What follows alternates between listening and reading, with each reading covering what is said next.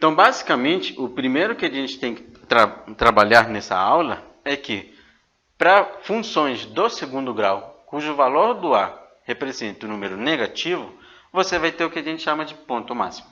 Se o valor do A representar um número positivo, você vai ter o que a gente chama de ponto mínimo.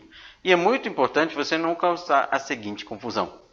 Se você tem valor do A negativo, ponto máximo. Isso quer dizer que tanto o x do vértice e o y do vértice fazem parte desse ponto. Porque em aulas passadas a gente trabalhou a ideia de ponto. Ponto é coordenada. Coordenada precisa de ter dois valores. Um é x, o outro é y. Então não tenta associar a ideia do x do vértice ser mínimo e o y do vértice ser máximo. Não. Vai depender de quem? Do A da sua função. Então repara o seguinte, por exemplo, se eu te dou f de x igual a 2x² menos 5x menos 7. Independente se essa função tem um valor de raiz reais ou não. Repara o seguinte detalhe. Se você tem um A positivo, você tem o que a gente chama de ponto mínimo.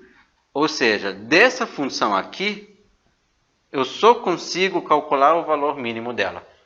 Não tem valor máximo. Caso você esteja trabalhando com a função f de x igual a menos 2x² menos 4, essa função, o valor do A dela é um número negativo.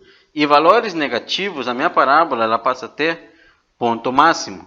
E sempre que você tiver uma parábola com A negativo, você tem apenas ponto máximo, você não tem ponto mínimo. Então tenta não associar o x do vértice a ponto mínimo e o y do vértice a ponto máximo. Olha para o A da sua função. O A da sua função é negativo, então você tem um ponto máximo. Então agora o que você tem que se preocupar é se ele quer o x ou o y daquele ponto. Então tenta não associar, e isso é muito importante, o x do vértice a ponto mínimo e o y do vértice a ponto máximo.